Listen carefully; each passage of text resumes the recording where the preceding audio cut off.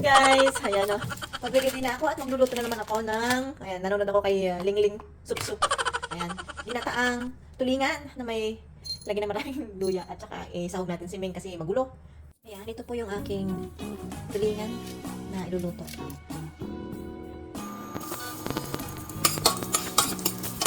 Naisunod, yun natin ang luya.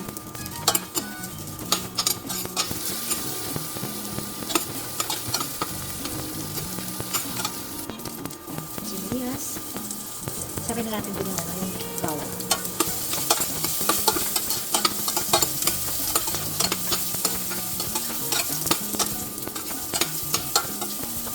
Lagyan natin ng konting patis. Oh! Inuna ko yung guys, yung gata. Hindi ko muna siya is. Isa ko pa siyang konti. Ikaw ilagay yung isda.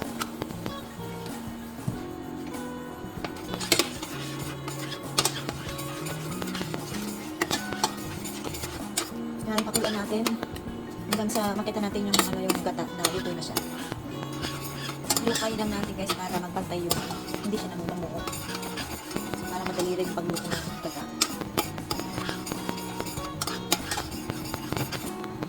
Yan, ilagay na natin yung yung isda.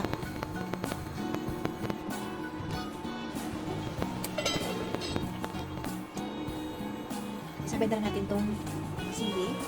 Yan, hayaan na natin kumulo hanggang matuyo na siya. Maluto na yung gata sa isda. Isda sa gata pala. Lagyan natin ng paminta. Masarap dito guys yung nilalagyan ng sili na pula. Kaso dahil sa may mga alaga kong pusa at aso, hindi ko siya nilalagyan. Wow, ang bango. Ayan, ang aking way ng paggagata. Okay naman guys na isabay mo yung gata. Nasa ano yan, nasa iyo yan kung isasabay mo yung gata o hindi. Pero sa akin kasi, iba't iba yung ginagawa ko. Iba't ibang trip. Pero ito ngayon, inano ko muna, pinakulang ko muna yung gata una. So, hintayin natin hanggang matuyo ng konti, hanggang lumabas yung mantika ng isda.